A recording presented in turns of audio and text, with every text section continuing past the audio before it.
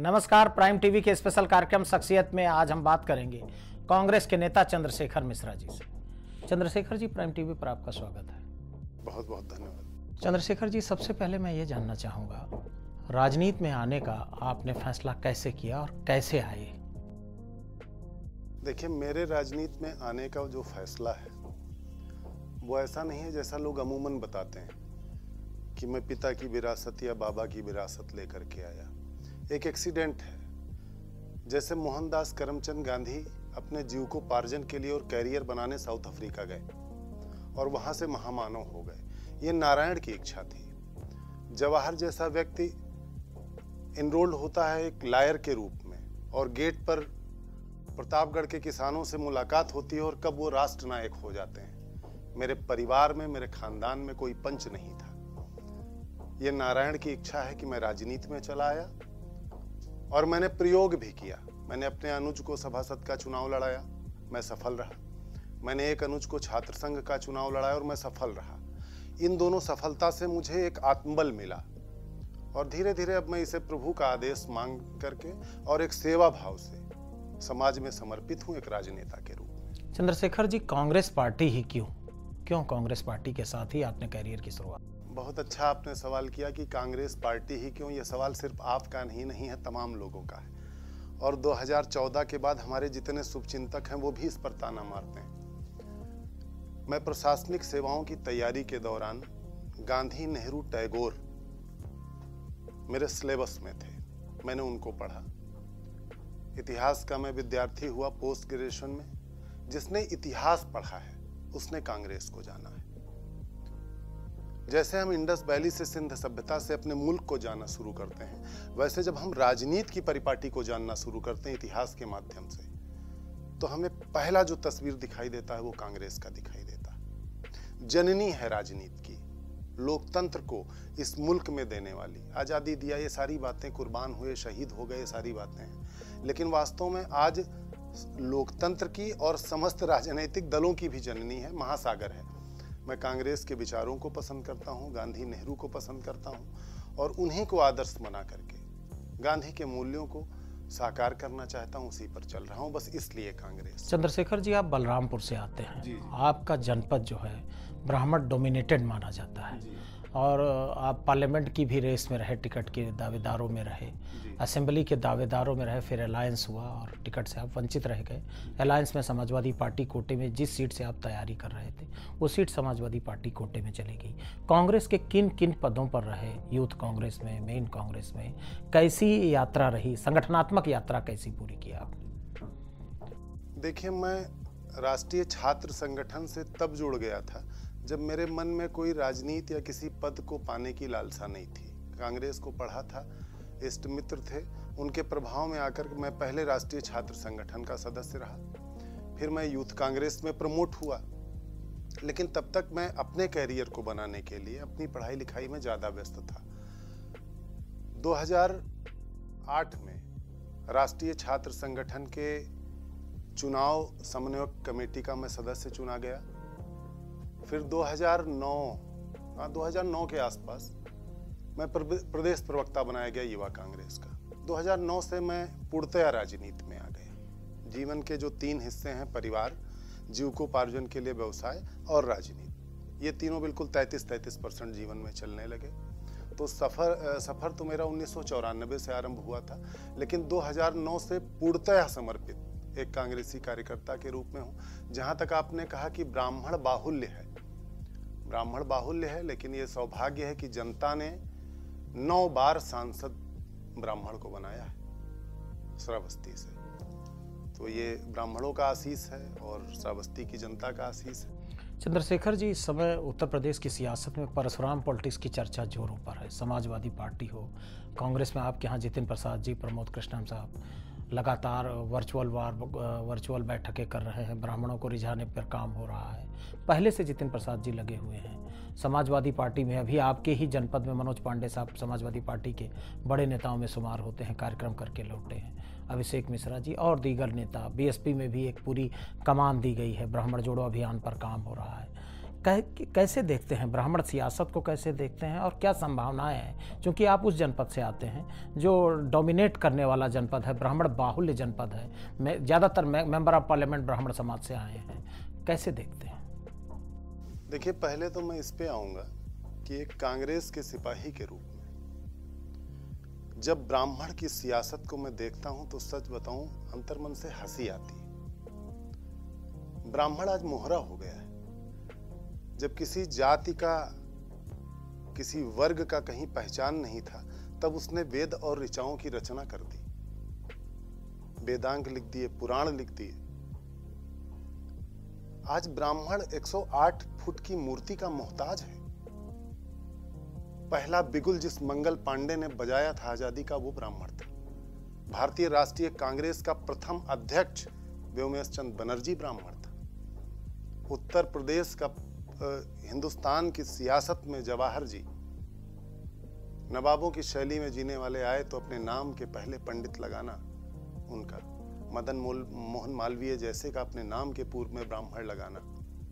और हम तो उस पार्टी में हैं कि हमारे यहाँ राष्ट्रीय अध्यक्ष मुस्लिम हुआ, क्रिश्चियन हुआ, क्षत्रिय हुआ, ब्राह्मण हुआ, तो हमें तो हंसी आती। आज ब्राह्मण, देखिए संविधान में यह बताया गया कि हमारे वो भाई जो बहुत निचले पायदान पर हैं, हम उनके लिए आरक्षण की व्यवस्था करेंगे या सब्सिडी की व्यवस्था करेंगे। आप मूर्तियां लगा करके ब्राह्मणों को इतना सीट हम देंगे, 100 सीट देंगे, हम ये देंगे, हम वो देंगे, इससे उत्थान होगा? अगर ब्राह्मणों की बात करनी है तो गरीब ब्राह्मणों के लिए आप आरक्षण की व्यवस्था करें, गरीब ब्राह्मणों के बेटियों का, छात्रों का आप मदद करें। मूर्ति लगाने से भला होगा? मूर्ति तो लगा, तमाम लोगों का मूर्ति लगा, किसका भला हुआ? बहुजन समाजवादी पार्टी की मुखिया यहाँ रही हैं, कितने दलितों का भला हुआ है? आप जाइए गांव में देखिए, आज भी वही स्थिति है। इस कोरोना काल में जब हम लोगों ने राशन बांटा है, तब हमने देखा है कि मायावती जी ने क्या किया है या अखिलेश जी ने क्या किया है। आज वही मनरेगा काम आ रहा है। अखबार की बड़ी उसमें निकल रहा है कि मनरेगा के तहत इतने लोगों को नौकरी दिया। जिस मनरेगा को इन्होंने कोई एक संज्ञा दिया था, मुझे याद नहीं आ रहा है, और उसका बजट कम कर दिया था। आखिर आज हमारी ही चीजें इनको काम आ रही हैं। ब्राह्मण सियासत खेलने वाला नहीं, ब्राह्मण दिशा निर्देशक है। और ये जल जाएंगे जो ब्राह्मणों की मूर्ति और ब्राह्मण को लालच दे रहे हैं सीटों का। ब्राह्मण स्वयं, आप सिविल सर्विसेज के परिणामों को निकाल कर देखिए, तमाम कुव्यवस्थाओं के बाद टॉपर्स ब्राह्मण निकल रहा है। ये ब्राह्मण मोहताज नहीं इनका। चंद्रशेखर जी, आप बहुत संघर्षी यूथ नेता के रूप में कांग्रेस में आपकी एक पहचान रही है। लंबे समय से आप संघर्षरत हैं, चाहे बलरामपुर जिले की बात हो, चाहे यूपीसीसी की बात हो, प्रदेश लेवल पर भी आप लगातार प्रियंका गांधी जी के जो भी कार्यक्रम हुए, उस कार्यक्रम में आप लगातार दिखते रहे, दिखने वाले चेहरे के रूप में जाने जाते हैं। अपने संघर्ष को कैसे परिभाषित करते हैं? कांग्रेस ने जो आपको रोड मैप दिया, उस पर कैसे आप खरे उतरने का प्रयास करते रहे? देखिए, अभी तो बात जीवन मरण का है। पिछले 32 वर्षों से हम सत्ता में नहीं रहे। हम सिर्फ बात बोलते हैं, जनता के बीच जाते हैं, जनता हमको नकार रही है। हम कहाँ असफल हो रहे हैं, हम कहाँ गलतियां कर रहे हैं। जब से प्रियंका जी आई हैं, एक मनन इस पर चालू हुआ है। तमाम परिवर्तन हुए हैं, तमाम लोगों का विरोधाभास भी झेलना पड़ रहा है। रोड मैप तैयार है जो धीरे धीरे आएगा। कोरोना महामारी ने हमारी गति को धीमा किया है, मंदन दिया है, लेकिन फिर भी हम तैयार हैं। हम मास्क लगा करके घुसने का फैसला कर लिए तब से, जब आपने देखा होगा 1000 बसों का ड्रामा हुआ, या हमने जो हर जिला मुख्यालय पर रसोई चलाई, हमारे पीसीसी में चली।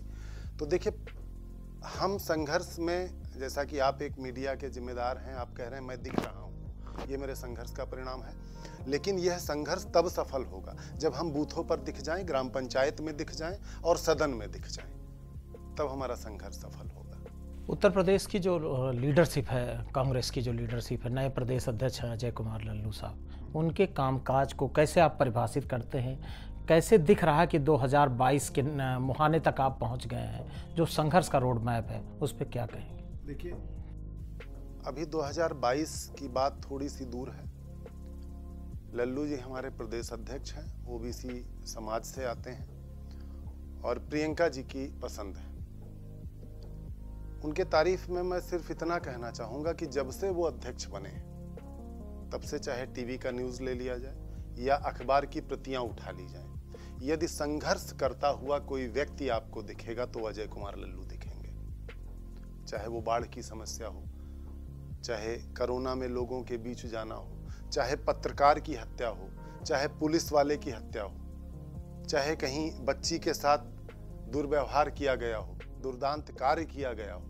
इस समय उत्तर प्रदेश की हालत तो आप लोग भी देख रहे हैं, हर जगह अजय लल्लू की उपस्थिति होती है। उस दिन अभी एक आपका मीडिया कर्मी पत्रकार मारा गया, रतन सिंह शायद नाम था, उनको वो तुरंत भागे बेचारे, मीटिंग छोड़ के रायबरेली में उन्हें गिरफ्तार किया गया। सरकार कहीं जाने नहीं देती, हिलने नहीं देती। 29 दिन कोरोना काल में उनको जेल में ठूंस के रखा, हम लोगों से मिलने नहीं दिया। इस समय यदि आप चारों दल की बात करें, Bharatiya Janata party, Samajwadi party, Bahujan Samajwadi party और हमारे कांग्रेस में, तो सिर्फ एक प्रदेश अध्यक्ष दिख रहा है। मुझे तो और कोई नहीं दिख रहा है। बाकी जनता निर्णय करेगी कि दिख कौन रहा है संघर्ष करता हुआ। अजय कुमार लल्लू को मैं एक कार्यकर्ता के रूप में सफल मान रहा हूँ और उनको जो भूमिका दी गई है वो उसको बेहतर तरीके से निभा रहे हैं। एक बड़ा सवाल चंद्रशेखर जी, आप पीसीसी से बाहर क्यों हैं, क्या कारण है? देखिए, पीसीसी होना भी पीसीसी के अंदर की ही बात है। मैं प्रदेश कार्यकारिणी का सदस्य हूं और अधिकार में यह है कि प्रदेश अध्यक्ष का चुनाव कर सकूं। मैं उसका मतदाता हूं। यदि चुनाव हो जाए तो हमने बताया नहीं कि 32 सालों के बाद, प्रियंका जी के आने के बाद एक नया थिंक टैंक बैठा है, वो परिवर्तन कर रहा है। हम इस परिवर्तन में कितने सफल होंगे, कितने असफल होंगे, हम सत्ता तक पहुंचेंगे या नहीं पहुंचेंगे या नहीं जानते हैं, लेकिन होप द बेस्ट, हम अच्छे के लिए आशान्वित हैं।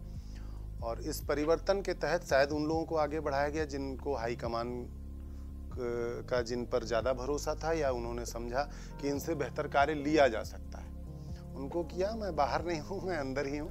चंद्रशेखर जी, कांग्रेस की जो स्टेट लीडरशिप है उसमें ये चर्चा है कि आउटसाइडर, समाजवादी पार्टी से बहुत सारे लोग आए, बीएसपी से बहुत सारे लोग आए, पदाधिकारी हैं वो, और निश्चित तौर पर एक तरह से सोशल इंजीनियरिंग का नया फिनोमेना, जैसे नेल्सन मंडेला साहब की जयंती पर काम हो रहा, विश्वनाथ प्रताप सिंह जी की जयंती मनाई जाए, जय भीम जय मंडल का नारा आया। ये नया वर्जन है कांग्रेस के अंदर। जो पुरानी कांग्रेस थी 80-84 की कांग्रेस में बहुत कौतूहल भरी नज़र से लोग देखते हैं ये जो सारे क्रियाकलाप हैं। कैसे कहें, क्या कैसे व्याख्यायित करेंगे इसको? देखिए, लोकतंत्र में हमको वो सब कुछ अपनाना पड़ता है जो हमारी जनता चाहती है।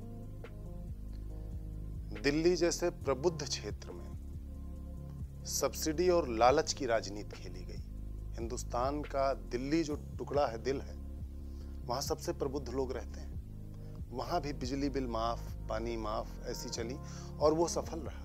मैं उसको अच्छा नहीं कहता। सोशल इंजीनियरिंग की जो आपने बात कही, कभी कहा जाता है कि गिन के मारो और कभी शरणागत हुआ जाता है, कभी किसी वर्ग को उठाया जाता है, किसी को दबाया जाता है। बहुत कुछ सीखने को मिला कांग्रेस को, लेकिन कांग्रेस आरंभ से सर्वधर्म समभाव में विश्वास रखती थी, उसी के तहत विश्वास रख रही है।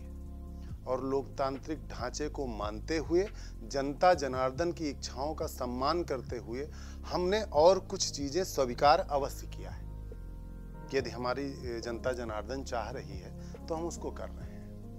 हमने चीजों को कम नहीं किया है। जैसे मैं आपको भी बताऊं, आपने जो ब्राह्मण वाली बात कही थी, माननीय योगी जी ने कहा कि परशुराम जी भगवान हैं। सुनिएगा, बहुत बड़ी बात बताने जा रहा हूं। परशुराम जी भगवान हैं, विष्णु के अवतार हैं। अभी जल्दी इन्होंने कहा, अगर परशुराम जी आपकी नजर में भगवान है और विष्णु के अवतार हैं, तो मुख्यमंत्री बनते ही आपने कहा कि महापुरुषों की जयंती पर अब अवकाश बंद, और आपने परशुराम की जयंती पर अवकाश बंद कर दिया।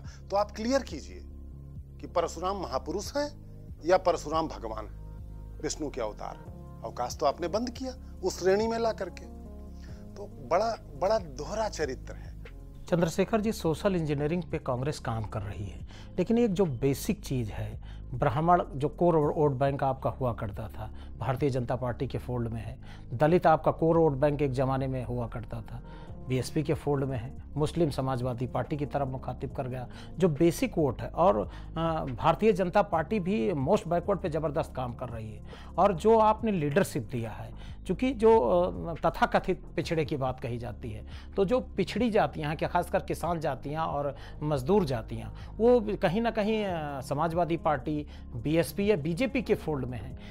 और समय बहुत कम है, 15 महीने का समय बचा है। आपने चुनाव 2017 में अलायंस करके चुनाव लड़ा, करीब 105-110 सीटों पर आप चुनाव लड़े। बाकी सीटों पर आपके कार्यकर्ता भी नदारत, नेता भी नदारत। ये कमी कैसे पूरी करेंगे आप? देखिए, अंदर खाने सारी चीजें चल रही हैं। हमने कहा कि कोरोना ने हम पर विराम लगाया। मैं अभी बलरामपुर जनपद के 3 ब्लॉक की मीटिंग करके आया हूं, जिसमें मेरे प्रदेश के महासचिव इन्वॉल्व हो रहे हैं। कांग्रेस में कभी ऐसा नहीं हुआ था कि ब्लॉक की मीटिंग प्रदेश का महासचिव करे। मैं थोड़ा सा कंफ्यूज हूं, थोड़ा सा भी दोहराइएगा, आपका प्रश्न बड़ा लंबा हो गया था। तो पहले तो मैं ये क्लियर कर दूं कि महासचिव स्तर का व्यक्ति, महासचिव पदासीन हमारे ब्लॉक तक पहुंच रहा है, और अगली आज्ञा है बूथ तक पहुंचने की प्रदेश के सचिव और महासचिव को। शेखर जी, मैं ये कह रहा था कि जैसे ब्राह्मण, दलित और मुस्लिम अलग अलग दलों में चले गए हैं, कैसे 15 महीने का समय बचा है और आपने 2017 का विधानसभा का चुनाव समाजवादी पार्टी के कंबाइन में, अलायंस में चुनाव लड़ा था। करीब 110 सीटों पर आपके कैंडिडेचर थे। कुछ सीटों पर फ्रेंडली फाइट थी, कुछ पर आप सीधे अलायंस में थे।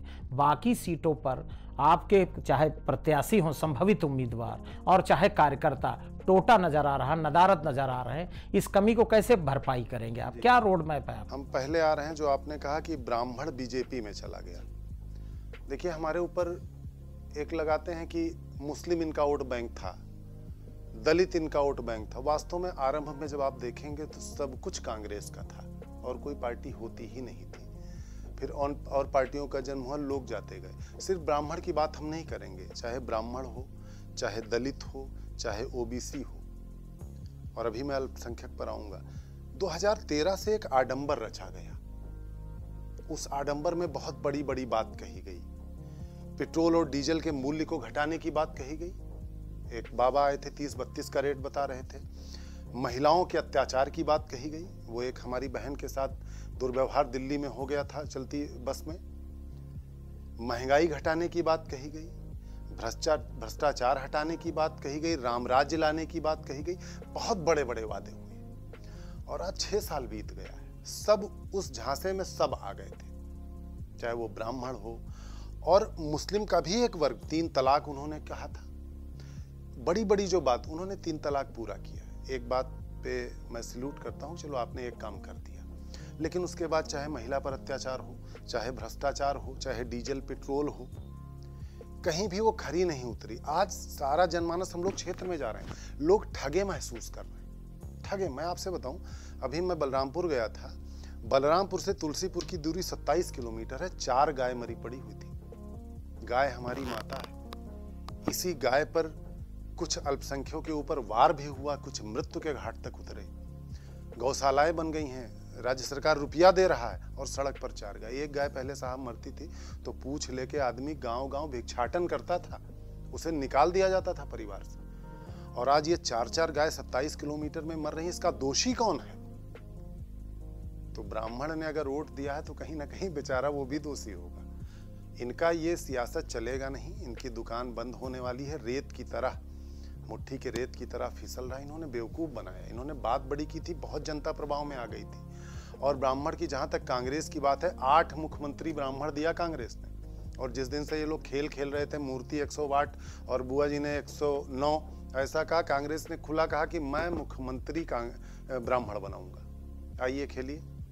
अब समाजवादी दे सकती है, बहुजन समाजवादी पार्टी दे सकती है, भाजपा भी नहीं दे सकती है। कल्याण सिंह से इन्होंने खेलना ओबीसी का शुरू किया था और ये दलितों तक पहुंचे, लेकिन सब ठगे गए। इनके यहाँ ओबीसी भी ठगा गया है, इनके यहाँ दलित भी ठगा गया है, अल्पसंख्यक तो चिढ़ाया ही जा रहा है।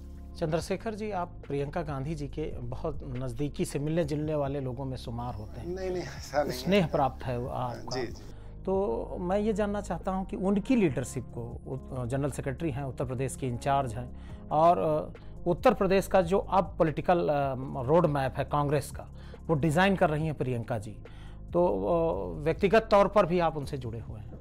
मैं ये जानना चाहता हूं कि उनकी लीडरशिप में क्या संभावनाएं देखते हैं, 22 को लेकर के और 24 को लेकर के, कैसी संभावनाएं? सबसे पहले तो व्यक्तित्व के रूप में उत्तर प्रदेश में जितने भी आपके राजनेता हैं, व्यक्तित्व में वो मुझे बहुत बेहतर लगते हैं और शायद सबको बहुत बेहतर लगती हैं। और हम लोग आग्रह करते हैं कि एक बार वो उत्तर प्रदेश की बागडोर संभाल लें, क्योंकि हमारा उत्तर प्रदेश, आपसे मैं बताऊं कि लगभग 20-25 सालों से बदले की राजनीति में चल रहा है और बहुत छोटे छोटे चीज़ों पर बदला लिया गया। साइकिल पथ बनवा दिया गया तो उसको तोड़वा दिया गया, उनके घर के बगल में पुल बनवा दिया गया, उन्होंने कोई चीज़ लाया तो उसको दूसरे साहब ने ख़त्म कर दिया।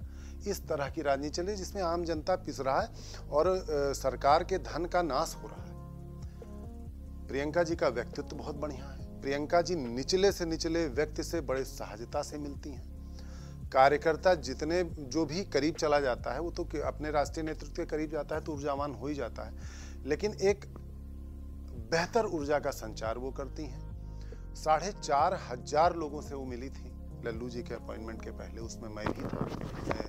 4-5 बार मुझे मिलने का सौभाग्य मिला और जितना मैं जानता हूँ जो उनका रोड मैप है 2022 के चुनाव में आप देखिएगा, बूम बोलेगा बूम, और सिर्फ प्रियंका दिखेंगी क्योंकि जनता सबको देख चुकी है, सिर्फ प्रियंका दिखेंगी, ये मेरा आत्मविश्वास बोल रहा है। चंद्रशेखर जी, राहुल गांधी जी के बारे में एक परसेप्शन, सोशल मीडिया प्लेटफॉर्म पे जाइए, मीडिया के गलियारों में जाइए, एक परसेप्शन क्रिएट किया गया, कितनी सच्चाई है? देखिए साहब, शिक्षा का स्तर गिरा है, मॉरल गिरा है। मैं भी इसी भारती का बेटा हूं और मैं समस्त भारती के बच्चों के लिए कह रहा हूं, कौवा कान ले गया कोई कान नहीं देख रहा है। जो व्यक्ति राहुल गांधी के द्वारा एक लाइन बोले स्पीच का ट्रांसलेशन बिना डिक्शनरी के नहीं कर सकता है, वो भी राहुल गांधी को पप्पू लिख रहा है सोशल मीडिया पर। जो व्यक्ति यह नहीं सोच सकता है कि जिसके पिता इसी बेदी पर चढ़ गए, जिसकी दादी इसी बेदी पर चढ़ गई, भाई साहब हमारे आपके बीच एक प्लाट की अगर लड़ाई हो 1200 स्क्वायर फीट की और घर में अगर 2 लाश निकल जाए तो हम दोनों में से कोई एक आदमी किनारे हो जाएगा कि छोड़ो यार 2 लोग मर गए नहीं जाएंगे। और जिसके परिवार के 2 लोगों को भूना गया, आज उसे किसी चीज की कमी है? धन की कमी है, शोहरत की कमी है। उसके बाद वो लीलावती कलावती के घर जा रहा है, मेट्रो पे चल रहा है आदमी, आपके हमारे बीच जा रहा है, सीतापुर में उतार दे रहे हैं हेलीकॉप्टर, श्रावस्ती में जा रहे हैं। क्यों? सबसे बड़ा सवाल है। इसलिए कि वो आदमी पप्पू है या वो इसलिए कि वो आदमी आपके लिए जीना चाहता है और आपके लिए करना चाहता है? शहीद हो जाने के लिए वो आदमी तैयार है। सुरक्षा को धता बता के आदमी दौड़ता है और चिपका लेता है लोगों को। राहुल गांधी को समझ, राहुल गांधी के व्यक्तित्व को खराब करने के लिए 2012 से भारतीय जनता पार्टी ने कैंपेन चलाया। एक आपने सुना होगा, मेरे बड़े प्रबुद्ध मित्र कहते हैं ना आलू से सोना, उस वीडियो को तो आपने पूरा देखा होगा। मैं यहाँ क्लियर कर दूं कि उन्होंने कहा था कि मोदी जी जिस तरह झूठ बोलते हैं वो आपके बीच आएंगे और कहेंगे अब मैं आपको एक मशीन दे रहा हूं जिसमें आप इधर से आलू डालोगे उधर से सोना निकलेगा। उन्होंने नरेंद्र मोदी के लिए कहा था, लेकिन उसमें, और देखिए मैं आपको बताऊं, ईश्वरीय दंड मिल रहा है। नरेंद्र मोदी साहब ने राहुल जी से कहा कि ये शब्द हिंदी में बोलकर दिखाएं, राहुल जी ने तो उस पर नहीं किया, लेकिन इनके अमित शाह एक दिन आत्मनिर्भर नहीं बोल पाए आज तक चैनल पे। ये यहाँ एडिट करते हैं और ये स्वतः एडिट हो जाते हैं। ये विदेशों में जाकर भारत की जनसंख्या को 600 करोड़ बताते हैं। ये तो राहुल जी के स्पीच को अपने चुन्नू मुन्नू से एडिट कराते हैं, लेकिन इनके स्पीच एडिटेड बाय गॉड हो जाते हैं, भगवान ही एडिट कर देता है। आए बाएं साएं बक देते हैं। वहाँ गए संत कबीर ने बताया कि गुरु नानक, कबीर जी और गोरक्षनाथ तीनों एक साथ बैठते थे। बताइए, तो राहुल गांधी बहुत सरल व्यक्ति हैं। मैंने जितना महसूस किया है, आपके दुख में आपके कंधे पर सर रख के रोने वाला हिंदुस्तान का कोई राजनेता है तो राहुल गांधी। बहुत ही सरल है, बहुत ही ईमानदार है। ये पूरी सियासत रच रहे हैं कि किसी तरह राहुल जी को अलग कर दिया जाए। क्यों? क्योंकि वो आदमी ईडी से नहीं डर सकता, वो आदमी सीबीआई से नहीं डर सकता है। 2013 से आदमी छाती ठोक के खड़ा हुआ कि आओ निकालो जो कमी है। एसपीजी छीन लिया, ठीक है। बहन का घर छीन लिया, ठीक है। राजीव जी का एसपीजी भी तो छीना था, शहीद हो गए थे। वही एसपीजी छीनने के बाद बेचारे चले गए थे। इन्होंने छीना। ये एक एक कदम बढ़ा रहे हैं, ये दबा रहे हैं। ये हमारे चिदम्बरम साहब को 1.5 महीना अंदर किए, सीबीआई ने साफ कह दिया मेरे पास कुछ नहीं है। राहुल जी के व्यक्तित्व को इन्होंने खराब किया है। मैं नौजवानों से अपील करना चाहता हूं कि हिंदुस्तान का नौजवान जो देख रहा हो, यदि मैं आपके नज़र में कुछ बेहतर लगा हूं, मेरा ये साक्षात्कार बेहतर लगा है, तो एक बार आप राहुल गांधी के बारे में पढ़िए, उनके परिवार के बारे में पढ़िए। पिछले 17 साल से वो सांसद हैं, जबरदस्ती नहीं हुए, बूथ लूट के नहीं हुए हैं, जनता ने उन्हें चुना है। और उत्तर ही नहीं, नीचे दक्षिण तक चले गए और उन्होंने जीत करके दिखा दिया। बहुत अच्छे व्यक्तित्व हैं और बहुत अच्छा प्रधानमंत्री आपको आने वाले समय में मिलेगा। यही जनता जनार्दन चुनेगी। चंद्रशेखर जी, आप गैसड़ी में आपकी मूवमेंट है और चर्चा ये है कि तुलसीपुर में भी आपकी एक्सेप्टेंसी है। कहाँ पर सीरियस बूथ लेवल पे आप काम कर रहे हैं? गैसड़ी कर रहे हैं या तुलसीपुर कर रहे हैं? अच्छा, आपके ज़िले में एक से एक पॉलिटिकल हैवीवेट हैं, धीरू हैं, डॉक्टर एसपी यादव हैं, मसूद हैं, रिजवान जहीर हैं, बिन्नू पांडे हैं, बड़े बड़े नाम हैं, बड़े बड़े सियासतदान हैं। इन सब के बीच में आपकी नाव कैसे खेवनहार हो पाएगी? क्या लगता है, आप कंफर्टेबल जोन में गैसड़ी अपने आप को पाते हैं या तुलसीपुर पाते हैं? कंफर्टेबल जोन में देखिए, गैसड़ी में हमारा पुस्तैनी गांव है, हमारी खेती पाती है, इसलिए मैं गैसड़ी का हूँ। दर्जा 6 से दर्जा 10 तक मैं गैसड़ी में पढ़ा। फजले रहमानिया का मैं सेंटर टॉपर रहा। मेरे पिताजी लगभग 15 वर्षों तक गैसड़ी में राजकीय विद्यालय में अध्यापक रहे। मेरी पूरी पटीदारी गैसड़ी में, इसलिए गैसड़ी कंफर्टेबल है। तुलसीपुर में मेरा 3 पीढ़ी से घर है, मैं वहाँ रह रहा हूँ। मेरा छोटा भाई वहाँ से पार्षद रहा है, मेरी पत्नी यूथ कांग्रेस की डेलीगेट रही हैं, मेरा एक भाई यूथ कांग्रेस से डेलीगेट रहा है, तो इसलिए मैं तुलसीपुर से कंफर्टेबल हूँ। और जितने नाम आपने गिनाए, इन सब का मैं अनुज हूँ, और कुछ ना कुछ मैंने इन सब से सीखा है। चाहे वो अन्य दल के रहे हों, अन्य जगह के रहे हों, अन्य जाति वर्ग के रहे हों, इनसे कुछ ना कुछ सीखने को मिला है। चाहे वो पांडे जी रहे हों, विनय कुमार पांडे जी हों, चाहे आपके रिजवान साहब हों या धीरू भाई हों। डॉक्टर एसपी यादव ने तो मुझे फिजिकल केमिस्ट्री पढ़ाया BSc 3rd ईयर में। मैंने सबसे कुछ ना कुछ सीखा है, और इनसे सीखते हुए इनके बीच मेरा विकास ऐसे ही होगा जैसे इनके बच्चों का, इनके नाती पोतों का होता, और ये रोक नहीं सकते हैं उस विकास को। उसी तरह मैं ऊपर आ जाऊंगा। ये नारायण पर मुझे आस। चंद्रशेखर जी, आप जिस एरिया से आते हैं, ये गंगा जमुनी तहजीब का क्षेत्र माना जाता है, और आपकी सियासत भी बड़ा सूफियाना अंदाज की मानी जाती है। कैसे व्याख्यायित करते हैं वहाँ के कल्चर को? देखिए, हमारा बलरामपुर बहुत अच्छा है, इसमें कोई दो राय नहीं। हमारे बलरामपुर से बेकल साहब निकले, हमारे बलरामपुर से पयाम साहब निकले, हमारे बलरामपुर से सरदार अली जाफरी निकले। सरदार अली जाफरी साहब को जब ज्ञानपीठ पुरस्कार पंडित अटल बिहारी वाजपेयी ने दिया, तो उन्होंने कहा कि मेरा और सरदार अली जाफरी का जन्म एक स्थान पर हुआ है। उस समय टीवी देख रहा था, मैं विद्यार्थी था, तो मैंने कहा ये कैसे कह रहे हैं, ये तो मध्य प्रदेश में पैदा हुए हैं। फिर अटल जी ने क्लियर किया कि सरदार अली जाफरी के शरीर का जन्म बलरामपुर हुआ और मेरे राजनीति का जन्म बलरामपुर हुआ। वहाँ से अटल बिहारी वाजपेयी जी निकले, सुभद्रा जोशी जी निकली, बहुत बड़ी बड़ी शख्सियत निकली हैं, और बहुत अच्छे लोग हैं। बहुत अच्छा गंगा जमुना तहजीब है। वर्तमान परिस्थितियों ने कुछ विष घोला है, कुछ ताना बाना मिटा है, लेकिन तमाम समाज सेवी संस्थाएं, बलरामपुर जनपद के सम्मानित जनता जनार्दन और हमारे जैसे कार्यकर्ता, हम लोगों ने न उसको बिगड़ने दिया है और न अपने जीते जी बिगड़ने देंगे। एक नितांत व्यक्तिगत सवाल, आपकी धर्मपत्नी और बच्चे आपकी सियासी जीवन में कैसे आपके मददगार हैं? देखिए, सबसे ज्यादा मददगार मेरी माँ है। मेरी माँ 70 साल से ऊपर है, और आप 2 बजे मेरे साथ पहुंचिए और 20 लोगों के साथ पहुंचिए, 2 बजे रात में वो आपको पूरी सब्जी बना के खिला देंगे। तो ये यहाँ तक माँ का बड़ा सहयोग रहा है। पूरे विधानसभा में मेरा पोस्टर लगा और मेरी माँ ने लेई तैयार किया है भाई साहब, पूरे विधानसभा में 1 लाख पोस्टर का लेई मेरी माँ ने जाड़े में तैयार किया है। मेरी माँ बड़ी सहयोगी है, मेरी पत्नी बड़ी सहयोगी है। ये जो कपड़े का चमक है, ये उन्हीं का देन है।